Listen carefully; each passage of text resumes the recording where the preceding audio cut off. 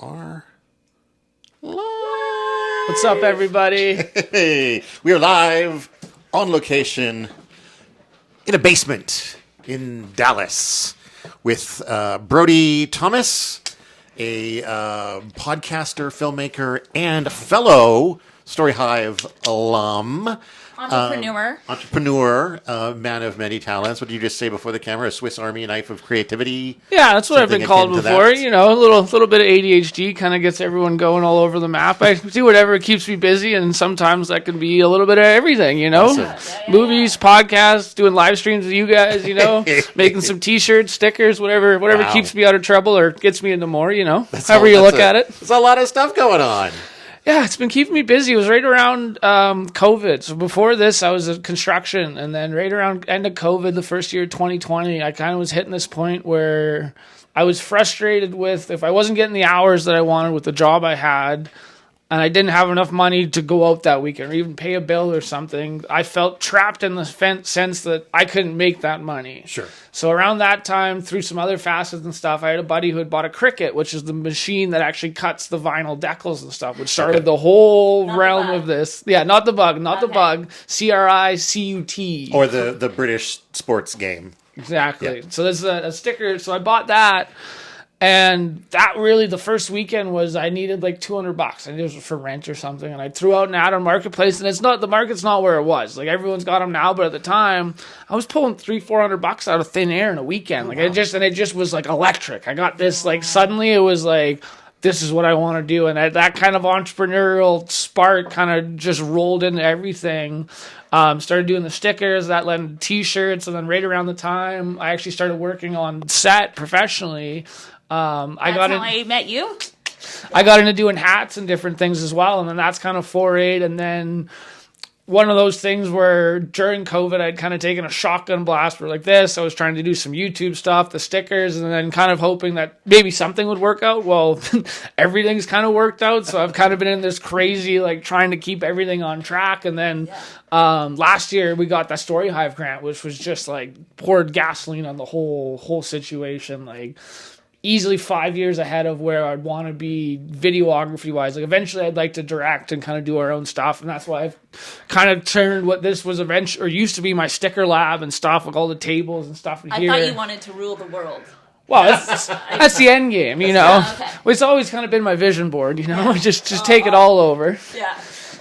But, so I kind of started moving some stuff in here. And then once we kind of produced our first, we just finished our first Story Hive called Papa Bouvette's Camping Calamity. It'll be out this fall. So basically me and my buddy Chris, Papa Bouvette, that's what we call him, take you out basically from not knowing anything about camping, from like you have no idea, you've never stepped on a dirt road before, to hopefully by the end of it being able to go out on your own, start a fire, pick up a tent, pick a spot, and most importantly, like we say, not cause a calamity, i.e. not start a forest fire when you leave. Yeah, you know?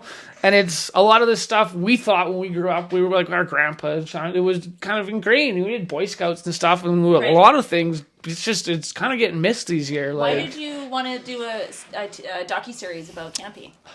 Funny enough, and this was actually what ended up being our finale episode, not this past May long, but May long 2023, out camping with some buddies, just doing our thing. Get woken up on Saturday morning to somebody coming through our campsite going, the girlfriend's already up, she's sitting by the campfire, and I'm in the tent kind of half awake, and I hear, hey, how's it going, guys? I'm like, okay, good. And she's like, do you guys, you don't happen to have a fire extinguisher? And I kind of waking up, and I'm like, oh, what? And I hear him talking, and then it's like, yeah, there's a little fire down the way. You might want to come check out. I'm like, and I hear the fiance. I'm like, yeah, I'm up. So I go throw on my jacket. It's like 7 a.m. We walk down there, and we get to the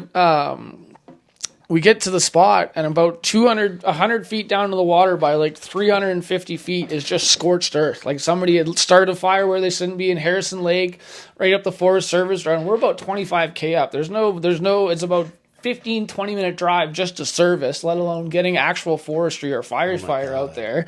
So next thing you know, I'm back to camp rallying all the boys, and it was really cool to see. There was about probably, I'd say, 10 different campsites. There was about 30 or 40 of us. Like I was in the midst of a Spanish family, didn't speak in a lick of English. We had a bucket chain. There's some old Chinese guy digging.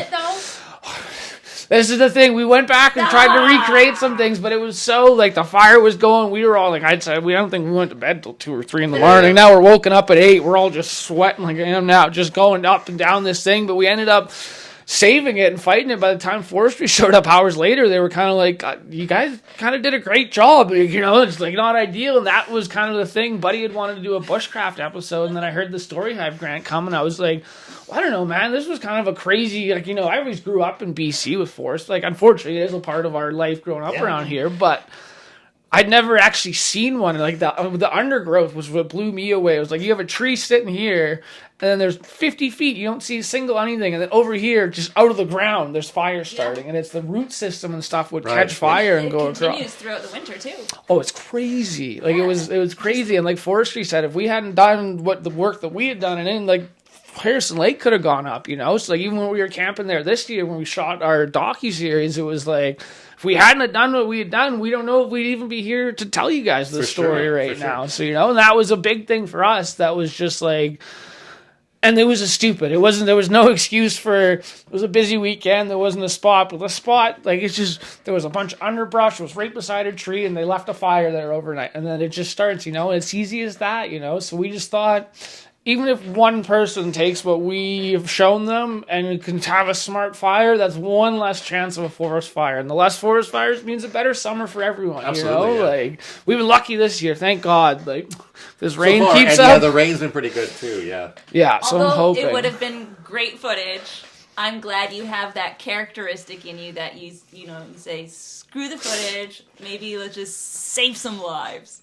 Well, that's the other thing too now is, like, now that I'm a year into it, and we just actually got another Story High Voices grant. My sister's going to be doing a show called Mad Dog's Herstory, which will be all history show from a fresh female perspective, all based around Kamloops. Awesome. But now that we've gone through the process with PBCC like we did last year. Now my sisters, I'd say, at the time it was more quick, but I'm very much more the mindset now of like, okay, everyone go to the fire, and yeah, I'm coming back to my camera. I'm still going to help, but that producer brain just in the last year has 100% grown in where I can't not. I'm instantly like, oh no, this is content, guys. Yeah. So what does make your producer brain clicking? What sort of inspires you? I like to see the thing that I've been watching a lot recently, and I want to get into some with what we're doing with PBCC, not necessarily with the actual tele show, but YouTube and the YouTube shorts. And the thing that really gets my producer brain going is these YouTube kids, these iPad kids who are just like the way that they like, yeah, I like to binge a show, you know, but like there's something at a level of addiction, and I hate to say it, a lot of the stuff they're watching is just crap. And that's what you... And it's like, well, here's the line for me is it is crap, but I find there's a line in there where it's like you can feed them crap, and it is the lights and the Among Us or whatever they're ripping on that they like. But there's got to be a baseline where you can educate. You can sneak something in there. And I feel like if you can cross that line between feeding them the garbage that they're already going to be watching out there with a little bit of a message or a little bit of education, so the parents would go like, well, I don't want some of that crap. I want to watch Brody's crap. He's learning, like, you know, even if it's something subtle. So you want to pertain to more of a, like, younger audience? Like, I'm just looking... early...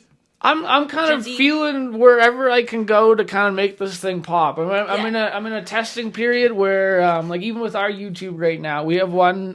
So we have our camping show, which we've been doing some ads for, and then the reason I set this up, I have a new show where I'm kind of just ranting about movies or different movies fact that I call Registered Cinephile.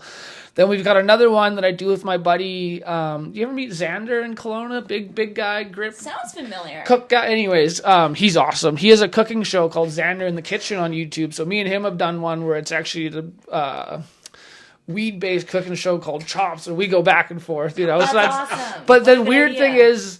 And it's all about finding your market. And like you said, with the producer brain, I watch my analytics and stuff on YouTube.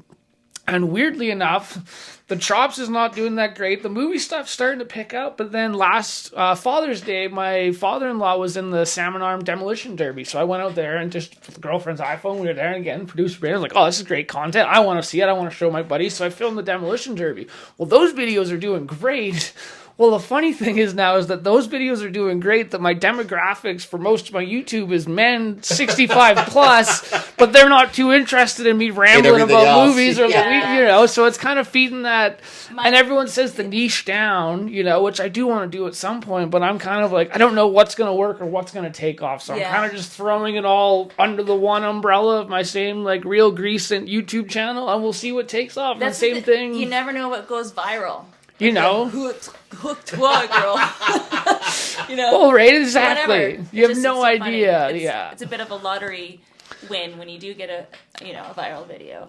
Well, especially these days. I think the video on my personal YouTube that has the most views, so I can relate to the racing thing or whatever, is a video of outside one of the hotels in Las Vegas. There's like a volcano show. Yeah. That I videoed this volcano erupting and water bursting, and it's not very exciting, but I guess a lot of people who haven't been to Vegas just want to see what that's like, and so it's had a ton of views. It's like in the thousands or something. It's like, well, that's great. Thanks for checking out the content I really care about.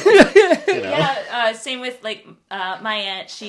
Hi, Auntie Tracy. Hi, Auntie Tracy. She's a diva impersonator, and she's she's quite amazing and has even a PR team and all that. I don't know. She has a team of people. She tries real hard to, get her name out there.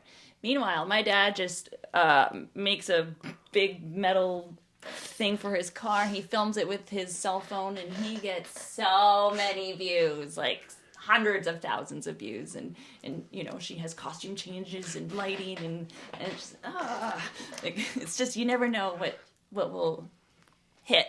Yeah, and sometimes it's algorithmic too, right? It's whatever the algorithm happens to be digging up on a given day, or yeah, it's crazy. And I've been trying to learn more into that, and the more I dive into trying to learn that, the more I go back to it's all just witchcraft. Like, I don't it's a lottery draw. Like you can try and learn it, or this works and that doesn't work, and then sometimes I see stuff hit and sometimes it doesn't. It's like I don't know. The way I look at it now is just like. A lot of things I get from buddies. A lot of things I get from buddies and stuff. If I suggest something or show, or like, why don't you do that? Like, I got the camera. Let's make something. They go like, oh, somebody's already doing that. South Park's done that. Oh, Mr. Beat. And it's like I say, it's like everyone's doing everything. We passed that point 30 years ago when everything was redoing. There was bigger bands in the 80s that were redoing stuff that was done in the 50s. And then even now we have like Greta Van Fleet redoing what Zeppelin did in the 70s. Sure. But Zeppelin I thought that was Zeppelin on the radio. And Zeppelin, if you actually, I can't remember, they go further back, were based off a band in the 50s. Like, and it's, everything builds off of everything else. Yeah. Exactly. And so that's what I say to people. It's like, yeah, everyone's doing everything, but you don't know what you do might hit with a certain, like your thing might be the best new thing. You don't know that you're the best of what you do, until you go out there and shoot it into the world.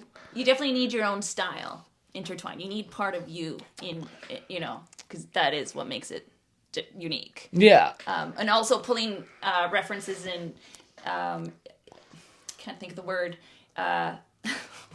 references and inspirations from different sources, I think is good. Not just from one source, but like multiple Oh, sources. 100%. Yeah, finding a new spin, finding a new voice, finding a new...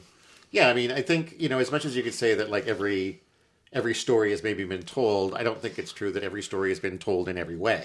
Exactly. Right? So you can still take maybe what is, you could take even just the basic Romeo and Juliet story, and you could still, I think, to this day, put a new spin on it. I don't know what that would be necessarily. Otherwise, I would have done it by now. Probably. But So what was the process like when you got your Story Hive? The first Story Hive grant it was for voices, right? Yeah. And what that is for people who don't know is it's basically a 6-part episodic series of about 30-ish minutes per episode, Yeah. right? And a documentary. That would have been like when you got that for the first time. What sort of experience did you have in producing something even like partially to that caliber?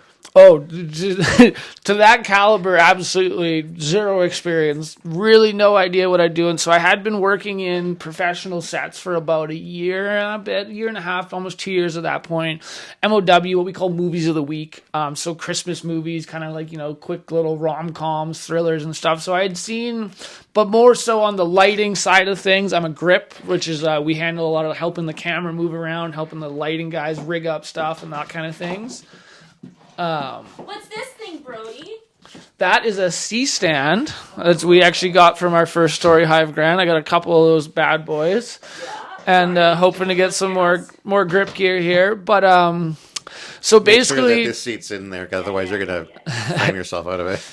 But essentially from that point, and knowing those guys, I kind of had an idea of what camera I wanted. And that was the first thing. Is like, okay, we got this.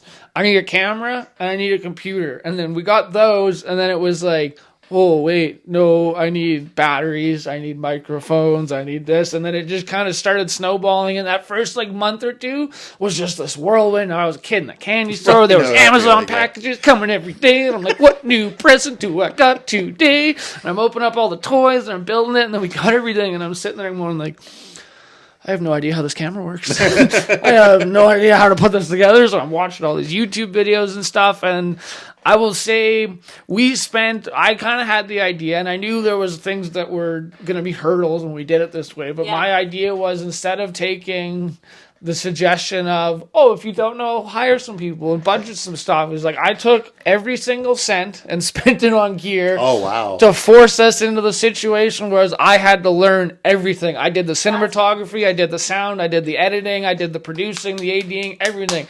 That being said, was I pulling my hair out? Could my fiance tell you some stories of where I was crying and screaming and yelling at my buddy for not writing his goddamn...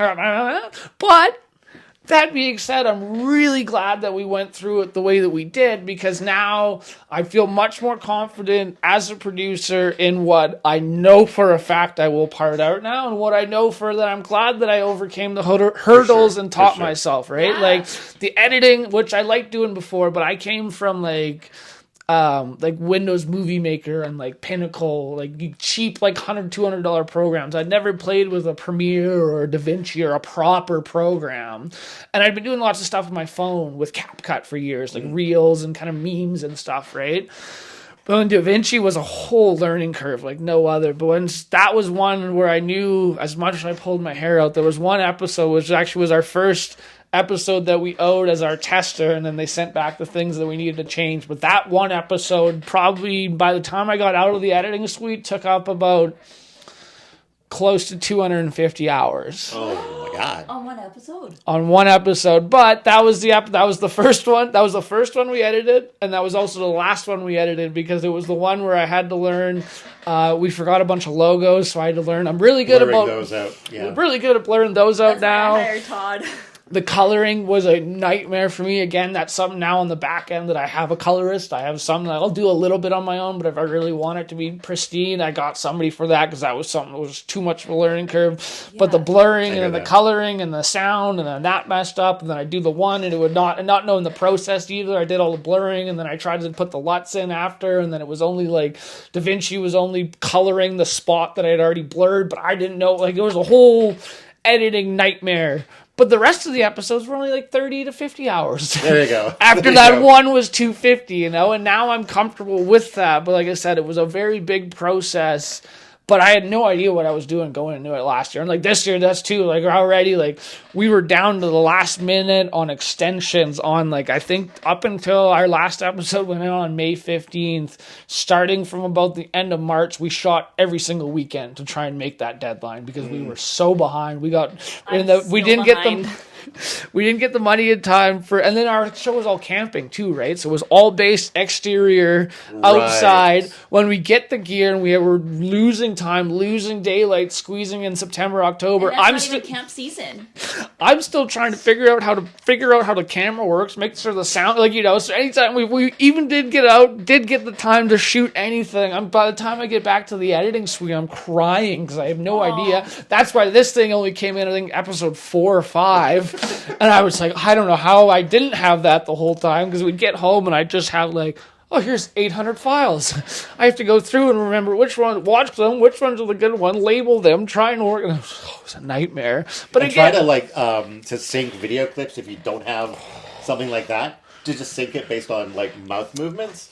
Luckily, that was the one thing we did, our mic system, and I knew this enough, and this is the thing, I'd worked with enough guys in the film industry that I preloaded a couple things knowing that they weren't going to be great. Sound was one of the ones that, I'm sorry, Aiden, my sound buddy, don't I'll tell you what they're saying. Don't watch the sound on my video. So it's one thing that I wish I could go back. But that was the nice thing with Story Hive too, is that the deadlines. I'm a bit of a perfectionist with my ADHD, so I would have sat on those. I would still go back and nitpick those things. Right. But the deadlines pushed me towards like, nope, I have to. And that's the thing too. What I hate is Story Hive would come back and be like, no, man, it's great. It wasn't that.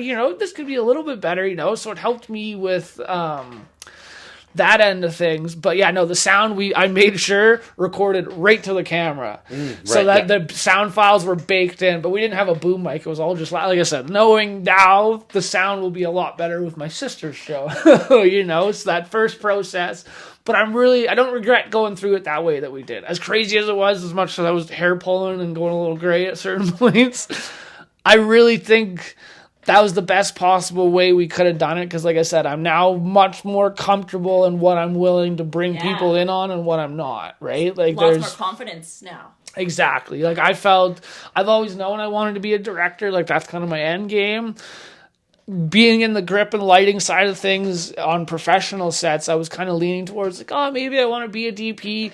And then once I actually got on set, and most of the time we were doing it, but a couple of times I'd be able to bring in a buddy from Van, or I had another filmmaker buddy who kind of help with or take over that asset, and I could just focus on the direction. Way rather have a DP and just be the director, So there's certain things I don't mind doing, but then too, if I have the option, I'll completely cut the reins loose. Where on other things where it's like, I couldn't see not being the editor. As much as people create, as much as the hours, I love that end game control down to the last frame, like we can shot whatever, but to have that last say.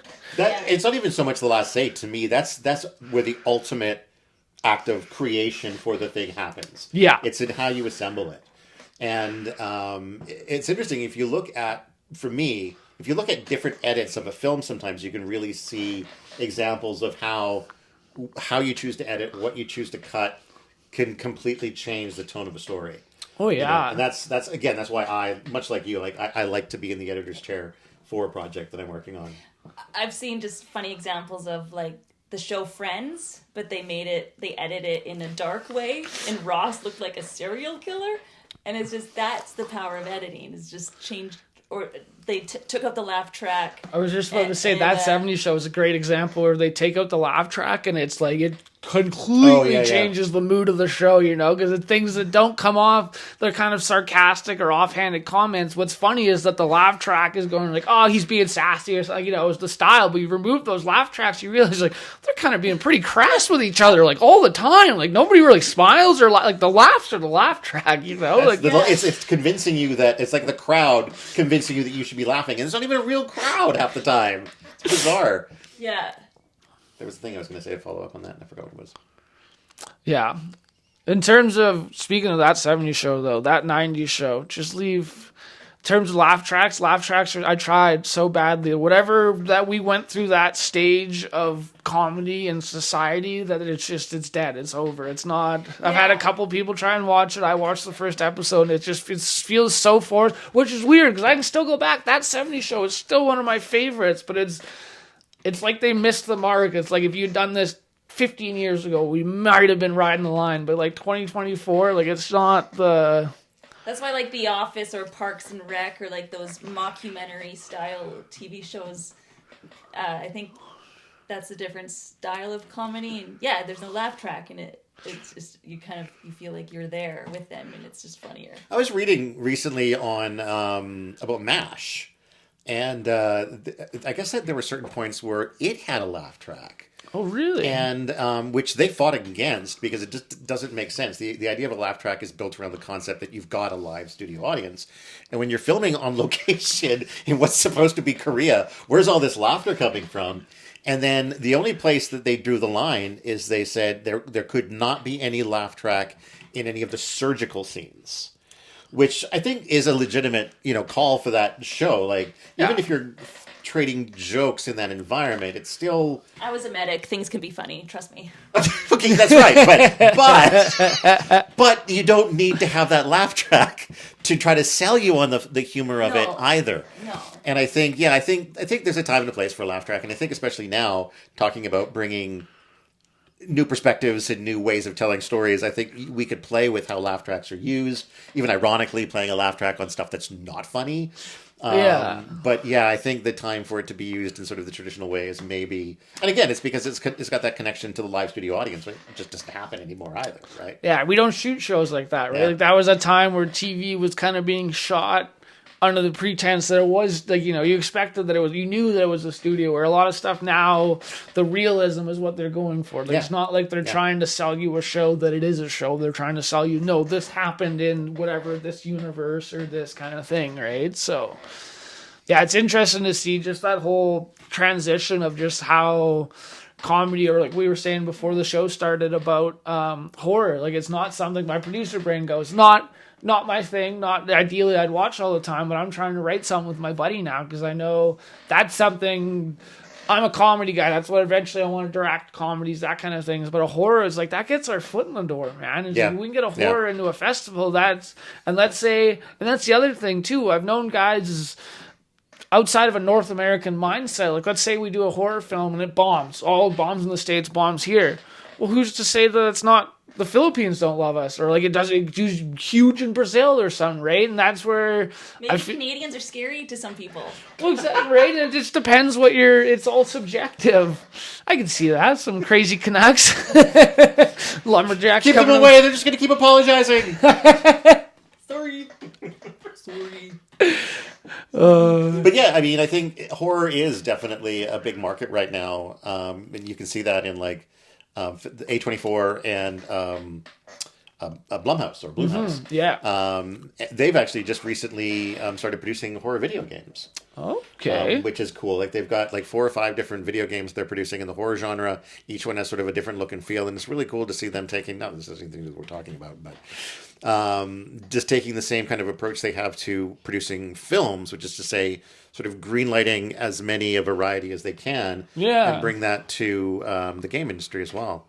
I think horror and comedy are really similar too, in that it's about building tension and then releasing tension.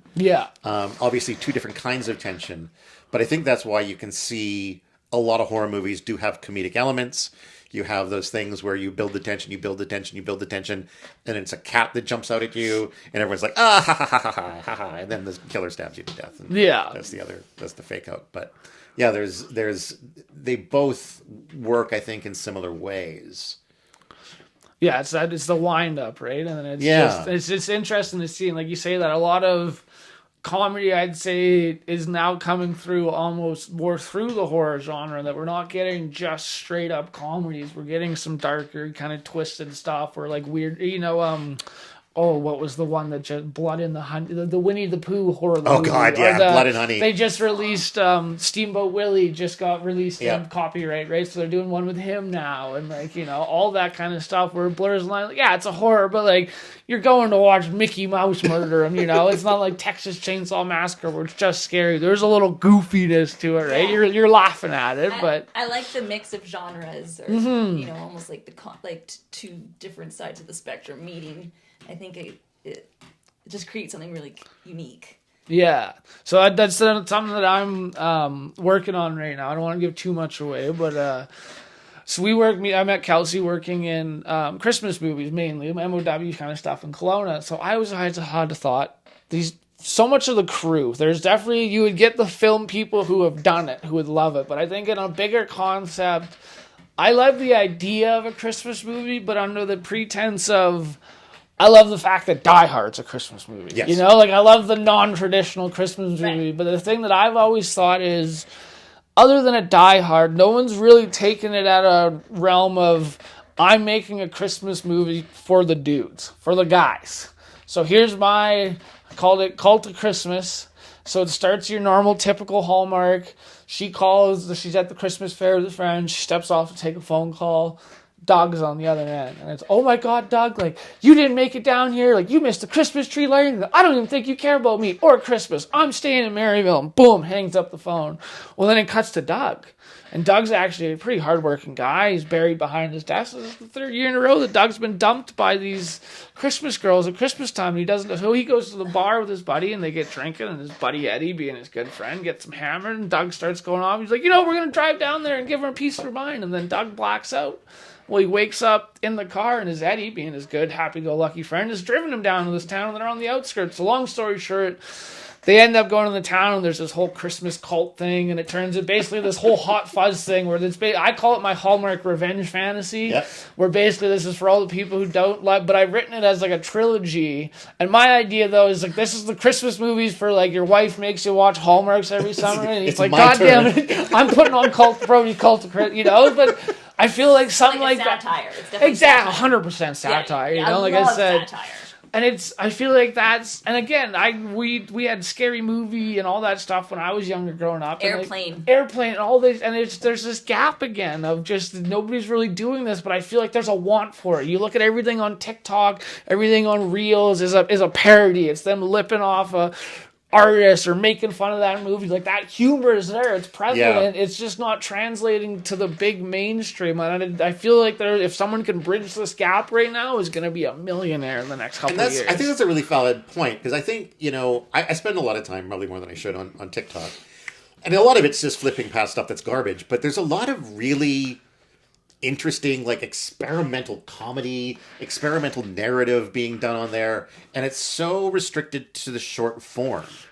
And I think, if somebody could be taking that kind of, that attitude of, let's do things like they've never been done before, let's make a joke that's not ever been done, or, like, take some of that experimental energy and put that into a feature-length film, that could be huge, and it could really change the way that the films are looked at and the kind of films that are made. But it also seems right now too, and I guess maybe it's different when it's independent, but like, the studios, the people that actually have the money, only want to put money into things that are guaranteed to make tons more money, and that's how you get the franchises and the sequels and the Marvel stuff and the DC stuff, which has a place.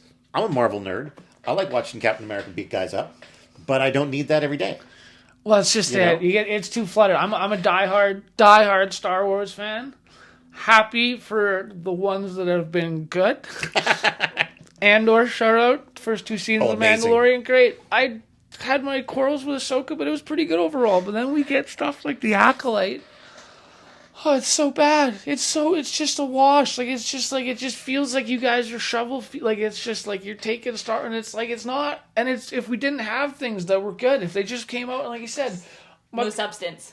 Big Marvel guy too, like right up all through the Infinity War stuff. That was great, but then it's like you said, it's just, I don't need to know leave it to the Iron Mans and the Thors. Those are the ones I care about. I don't need every other, like, but I guess Iron Man. And the flip side of that too is that not necessarily everything they make is intended for you as the audience, right? That's fair. And I think, when it comes to Marvel, for example, you've got like the Ms. Marvel show, which was focused on a Pakistani girl who's a Muslim, and there's a lot of pushback on that from people who are like, oh, what is my Iron Man and Captain America? And that's fair to want that, but I think there's also an audience for that. And to me, I'd rather see the big companies dabble in hitting markets that maybe they don't always do, and spend some money in those things, than always pumping out the blockbusters. I think that's a benefit that we should be seeing more of. And Star Wars as well. I mean, I think part of the reason that Andor works as well as it does is that there hadn't been anything like that in the Star Wars franchise before. No, nothing that explored. The thing that I loved about Andor is that everything about Star Wars, and my dad talks about this too, when the original Star Wars came out and why it did so good in 73, right? 78, 73? I think it was 77. 77. Whatever, I'm getting the date. In that realm, he's like, the time, he's like, yes, it was the storyline, the sci-fi, and the special effects and stuff, and he's like, but at the time, all the movies that have been coming out for years were all these kind of like thriller, like, will they, won't they, or the spies or the good guys. He's like, the people thing that loved about Star Wars was it was so black and white.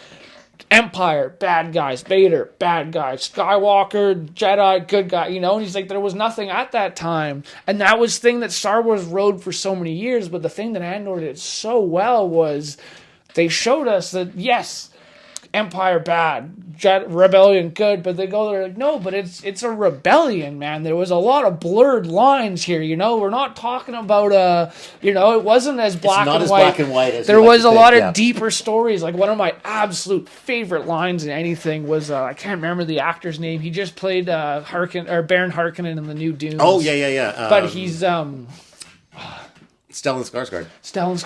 Oh my God! When he's talking to the one, spoiler alert for anyone who hasn't watched Andor, but you need to be up on it at this point now. But when he's talking to the girl and she's talking, they blow up and the one rebel plan goes in, and he's like, they're having like their little secret meeting, and she's like, something about the rebellion, and he's like, people are going to die, and he's like, yeah, I expect them to die. He's like, this is rebellion. You should have checked your conscience at your conscience at the door. And he's like, I plan on it. People will die. This is how, and it was so raw that nothing in Star Wars had done that. Like I said, it was very good versus evil, and there wasn't this. And the original, I'm killing myself, I don't remember the director's name, but the guy originally behind Rogue One, and again, Rogue One, why that one did so good. My girlfriend hates it. It's like, she's like, everyone dies at the end, but I'm like, that's why it was so good. There was no, like, you're not asking for more. They did what their mission, they got the goddamn plans for the Death Star. Like, they filled in that gap. And then two, for my mind, in writing, that was just to take one line of the original Star Wars and pick out such, let alone, we got Andor from it as well, but Rebel spies have stolen plans for the Death Star. It's the opening line of the big scroll text, and they took that, and then we got Rogue One as well as the series, and they take that expansion. And that's the great thing, again, not that all of it's been great, but what I do love about Disney owning Star Wars is it has opened it up to creatives to go, look at that. They took one line out of that. But the thing, and then two, the universe they made it, we can go 10,000 years ahead and before the destruction of the Death Star. And so many possibilities where the story can go. And it's not, like I said, they're not all going to be great, but also selfishly in my mind, it goes, well, maybe I get big enough, they'll give me a Star Wars one. No. They seem to be giving it to anyone at this point, So it's like... Might as well start polishing your pitch now, right? Exactly. A comedy Star Wars. Oh, yeah, I can see it. Like a sitcom with a laugh track. And you see this? Except the laugh track is all droids.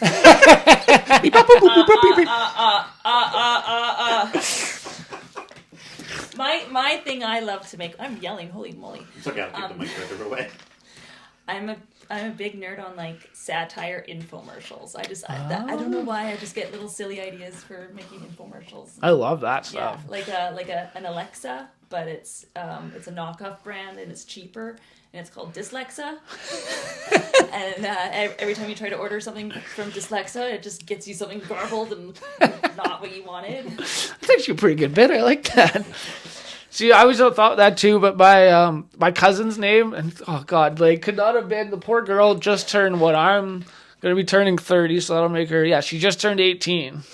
So right into the same track that she's just coming up through high school with all of this, her name's Alexa. Oh, no. So it's been the running joke, but I've always thought it'd be the hilarious bit where everyone's yelling at Alexa, and then she finally comes out and she's like, just because it's my name doesn't mean, like, go buy one. I'm not the Alexa. But it's all, everyone's yelling, and it's Alexa, Alexa, Alexa, and then finally she comes Alexa, in. order me pizza. Hey, Alexa, what's the weather like? Or my aunt and uncle literally do that to her. Like, Alexa, can you order us pizza? She's like, shut up.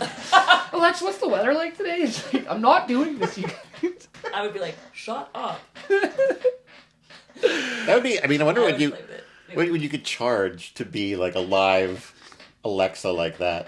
I remember seeing, actually, I think I saw a skit, or a TikTok video where somebody was like, they convinced their husband that they had an Alexa, and then the husband was asking these questions, and then she was just really quickly Googling it, and then answering in like a slightly robotic voice, but getting very tired of it.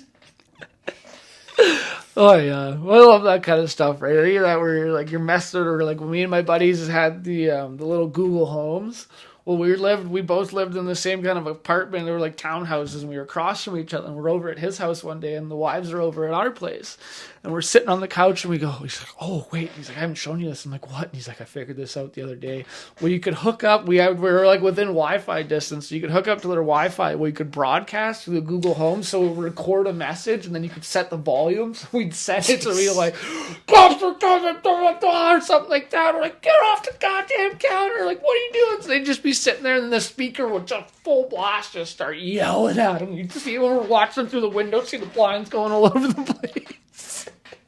Every time I'm on a Wi-Fi network and I notice there are Google Homes around, I'm always tempted to send something. I don't, thankfully. But it's always tempting. Yeah, right. You get that. I get that in my apartment all the time, and I get other people's like Google Chromes hooking up on the TV, and I'm like, I don't know. Maybe they feel like watching what I'm watching today, or Right, just start putting my YouTube on there.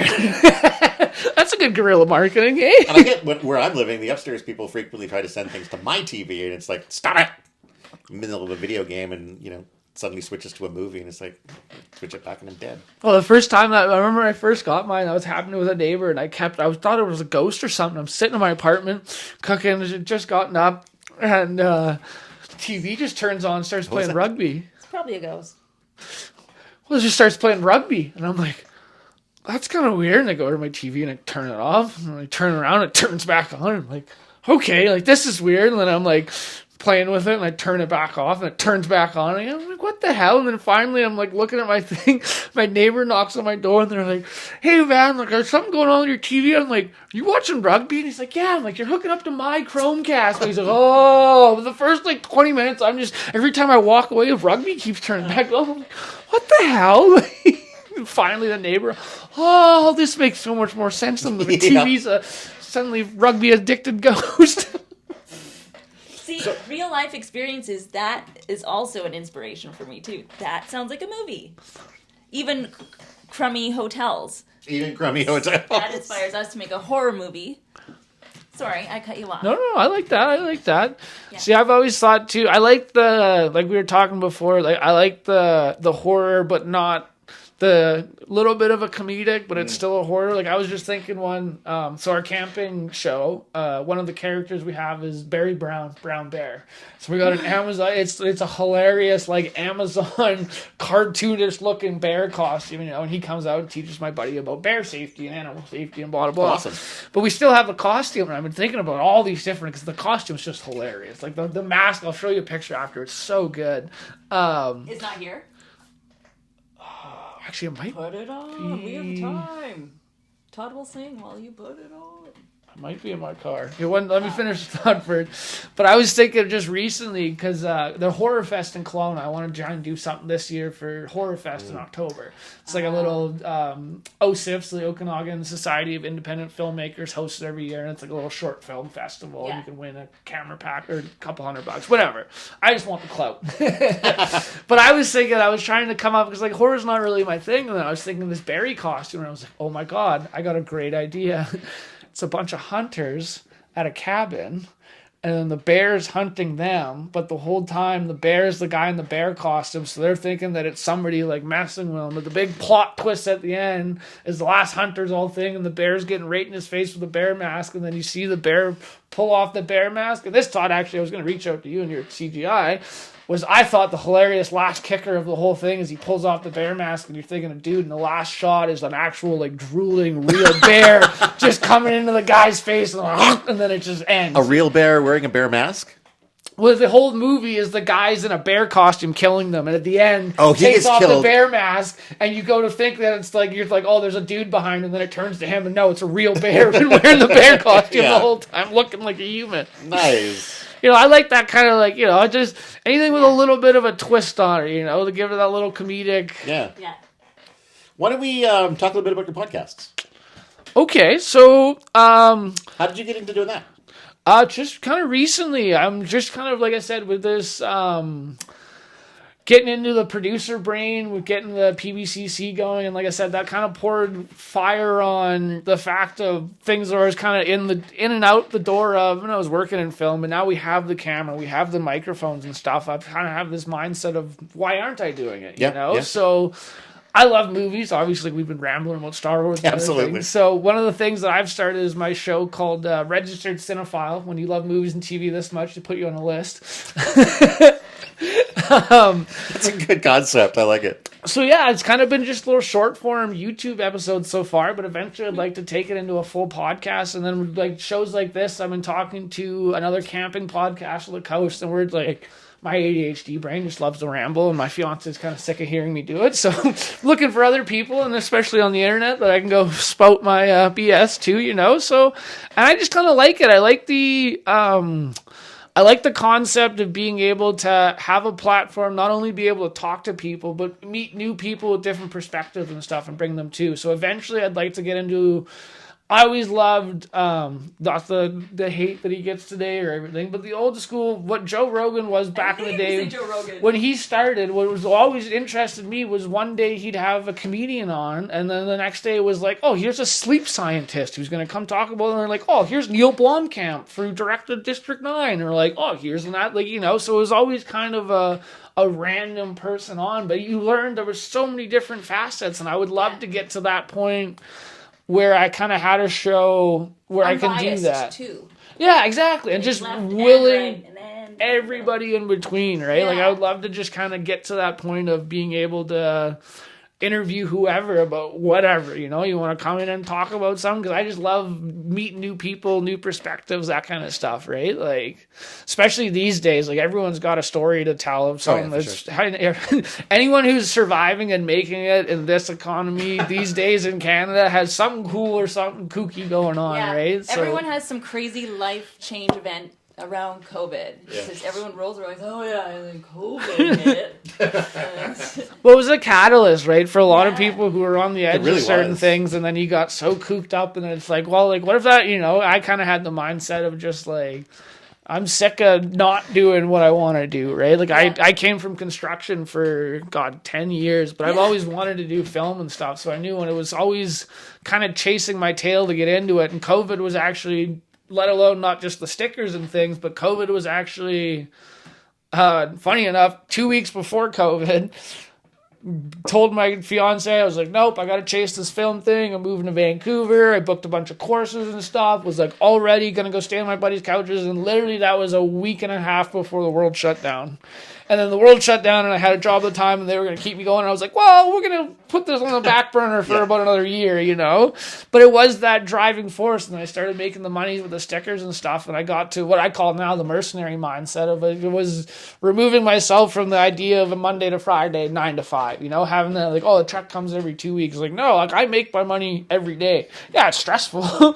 Yeah, it's not great, but I much rather live free like this. And the concept now going back to, oh, I got to take, like, next week, I got family coming for a week.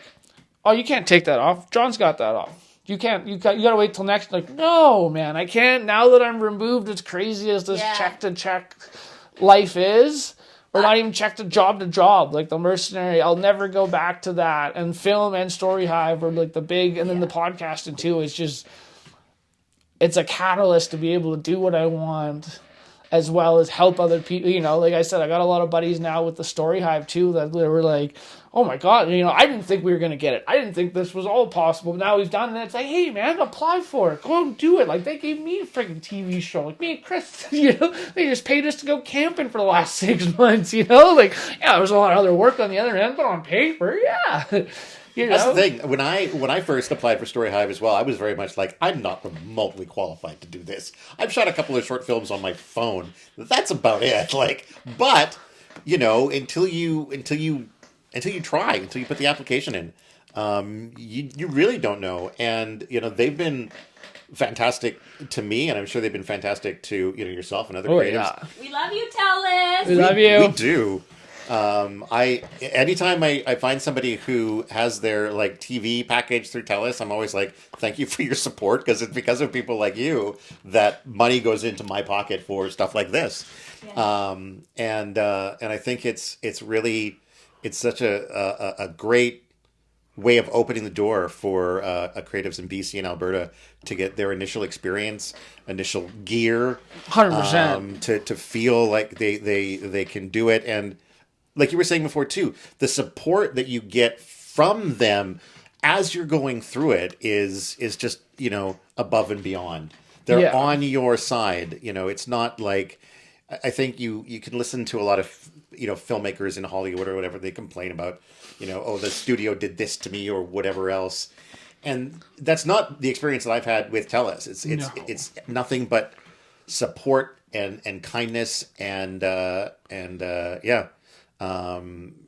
anybody out there watching who's got creative dreams connected to the visual arts, look into Story Hive. Yes.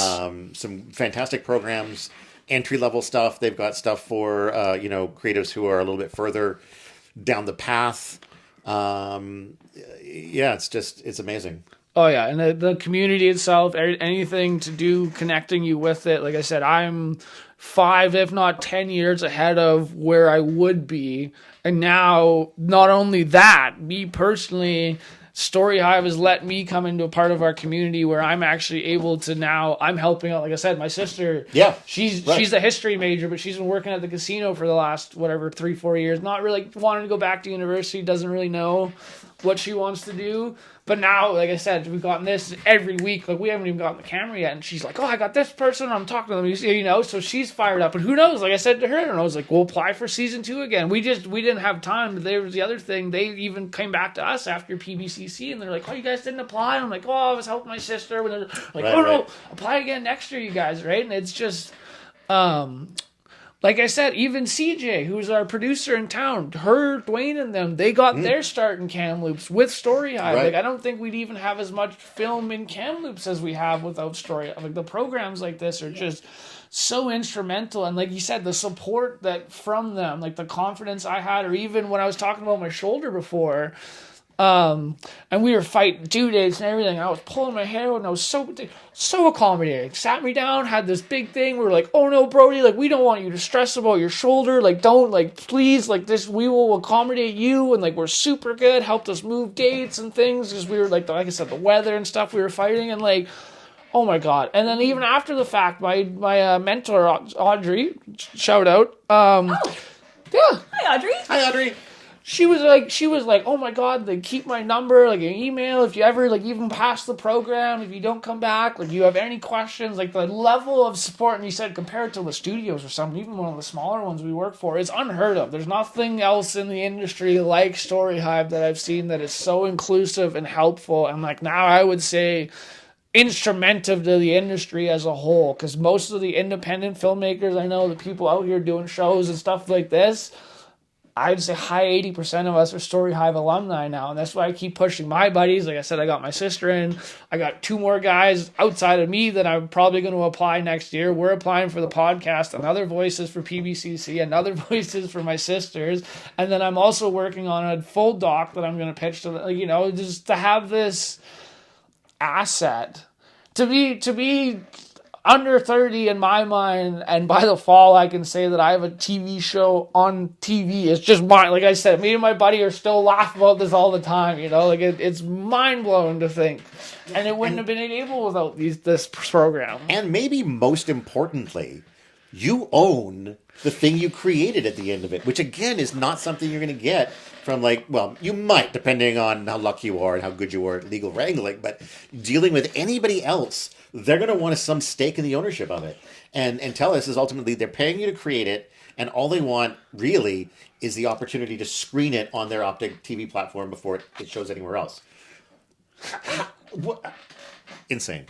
Yeah, you can't beat it. Like I said, I recommend anyone, any sort of semblance. If you don't think you're going to get it, I didn't think I was going to get it. Both applications I did the night of that they were supposed to be due. Which maybe don't do that. Maybe don't do that, but it can work. It can work. And that's the thing. Well, that was the weird thing that I got told by the alumni that I knew who had gotten it. All of them told me, and they're not saying this is the prime reason, but they all told me that every time that they put a bunch of planning into it, they never got it. And the nights that they did it last minute, the night before, and slew it together, they got it. And unbeknownst to not planning to do this, it's how it lined up for me both times, that it's like 11 o'clock on the midnight due date, and I'm putting everything together. But we got it both times, So it's, don't overthink it. Just shoot it out there. test the waters. If you don't get it this time, keep going for it. You know, like I said, you Yeah. never know what you create might be the best thing that anyone's ever seen, but you don't know until you do it. But be prepared to work. Yes. Be prepared to fail. Be prepared to fail over and over and over and over again and get back up. You know, like the only reason we got through our show was me messing up about 150 times to get to the end product, you know? So like... And again, though, when you fail, you have the support of them to help you get back up. You can go to them and say, hey, this happened. How can I resolve this situation? And they have, you know, tons of experts and people who have the experience to say, oh, do this. You know, I've had situations where we've done a stream like this, say, and the audio doesn't get recorded on the phone. Well, it turns out that these little packs, these little microphone packs, also locally record the audio, so you can pull it off of that and sync it back up to your video, and you fix the audio. I didn't know that the first time it happened to me, but I was able to go to Story Hive and say, this happened, what can I do? And they're like, oh, well, did you know you can do this? And I was like, I didn't. And then, boom, it's fixed. So what looked like an insurmountable problem suddenly fixed. And also, you've also learned a lesson on the way of like, oh, double check your audio before you start to make sure that it's recording properly. Otherwise, this could happen, and maybe next time there won't be an easy fix for it. So. Yeah. Well, it's great. That's my thing is time lapse. Oh God, do we have so many? My buddy, it's our big joke on our show is like, hey, did you take it out time lapse? Because we shot like 4. We do like a cool time lapse, build the tent, and then we go back and you do this big long talking scene, and I go to play it, and it's like, and I'm just. So that's like literally I'm getting a t-shirt made that says Brody isn't in time lapse in big letters for what I'm shooting because it was such an issue. Yeah. But again, too, getting back to what you were saying with Story Hive, it's not even just them, but the community. Like knowing you guys are having like True. with me and Kelsey, even if it wasn't some Audrey, we were kind of being like, hey, I'm at this point, or like I remember right near the end of mine, I'm pulling my hair out trying to get to the thing, and we ran each other in the grocery store. She's like, how's your Story Hive? And I'm like, oh, we're way behind, blah blah blah. I'm thinking so much comfort. and then same here. And then Kelsey goes, oh my God, you guys too? And I was like, you're behind? Okay, thank God. We're not the only ones. I called my buddy. I'm like, we're not as bad off as I thought. I thought we were here. We are Kelsey's thinking way worse. here. We are thinking we're the black sheep of the whole program, and it's like no, we're all. And that's the thing, right? It's just a moderately gray sheep. It's fine. Exactly. It's having the community outside of even the people doing with you, right? We're so great, and then now going back around to like coming on to do this and help promote your guys' show. You know, it creates a community within itself now with the alumni and stuff. Yeah. I can't say enough good things about the program. You scratch your back, you scratch our back. Exactly. That's what I'm all about, right? Maybe eventually everyone will be a Story Hive alumni. That's the goal, right? Everybody. Just everybody in the world. Well, exactly. Anybody who wants to get into it. No. Less opportunity. Okay, I'm sorry. Much. Yeah, you're right. Not everybody. Not everybody. Most. They can't all keep up. No, that's true. How are we doing here? We got probably about 5 minutes left. Who would you like to say hello to, Brody? Ooh. Your lovely fiance you keep mentioning. I would love to give a shout out to my lovely fiance, Miss Megan, who's been Megan. putting up with my stuff for going on, 8 years now. Oh my. Whoa, you guys were babies when you met. Yeah. Aw, So, cute. 22, I think we were, yeah. Is Megan into filmmaking? Nope. She's a hairdresser, wants nothing to do with this other than it keeps me happy, which is good because it's nice to kind of have that removed For sure, yeah. person. She definitely could be on set then, as hair. She could, but she does crazy fashion colors and stuff. I've talked to her, Oh. but she's considered it, but it's not really her cup of tea. Yeah. Next, I'd like to shout out my wonderful mother, Sonia Thomas. If you need any direct travel downtown, go see Sonia. This is her beautiful basement because I'm living the millennial dream and run my small business out of my mom's basement. The world. Yeah, this is my my master plan of takeover. You know, I'd also like to shout out my YouTube at Real Greasin', just like that there. Oh, missing a. At Real Greasin'. Right now, we're on the track to 250 subscribers. Very nice. And on the way there, you have a 1 in 250 chance of winning. Nope, no giveaways. Oh, yeah, sorry, we'll cut that. Is it logos? Yep. Come on, you should know better than that. No, I don't. That's why I'm kidding. But you. That's fair. What else do I got? We've only got like 31 subscribers, so. Today's episode is brought to you by Pen. That's the pen is from, I think that's the Kamloops Film Society pen, right? KFS. Yes, Yeah. it is. Who we just did a stream with. Nice. Oh, I watched that one actually. We're in talks with them. Also, YKA Film, which is another nonprofit that we're kind of been. Some people have left, and we're in the middle ground of trying to be centralize the hub of filmmakers in Kamloops. So we're working right now with the Kamloops Film Society, with the Kamloops Afro Film Society, because we're all goddamn societies, and it makes it confusing to have a monthly meetup at the Paramount. We're in talks with them. We're still in the early stages, hopefully in the next couple months. But we're going to be putting on a live event once a month, showcase your films, come meet other filmmakers. We're going to be bringing some different speakers and stuff in. We're trying That to sounds get... very cool. We're in the very early stages right now, but like I said, I'm trying to get everyone on the same page in terms of the Film Society, the Afro Film Society, us at YKA We just spoke Film. with Colette last week. We've been talking with Colette and Radica with KFS, and I hope that my goal is to get it at the Paramount because I don't see a better spot than it being at the Paramount for everyone. And then also too, I'm in talks with IATSE, like the Filmmakers Union, about bringing some training and stuff as well. So trying to make it more of a centralized hub in Kamloops here. Thank you. That's great. We appreciate that. We've been craving networking events. We sort of had a meeting there's a film festival called Weird Fest. Yes. We tried to come up with weird ideas for a weird movie, but it was just a small meeting with. Yeah, it was OSIF is doing Weird Fest. The deadline's at the end of July, I think. July 29th. Is that what it is? Yeah. Because we'll see if I pull it off in the time frame I want, but I have some kind of written, but we're running out of weekends here to pull it together. If we can, I want to get something in there because I love the idea. There's a group of us that worked last year on the 48-hour film project. Yeah. And so it's sort of become the and also that was a core group that worked on my what the F do you mean? We bought a zoo short film. And so it's just this group of people that have sort of become a constant kind of collaborative group around us, that when these other things come up like Weird Fest or they just announced the 48-hour thing happening again. Nice. It goes right into the Facebook Messenger collective group of like, this thing is coming. Can we come up with an idea? Do we want to do something?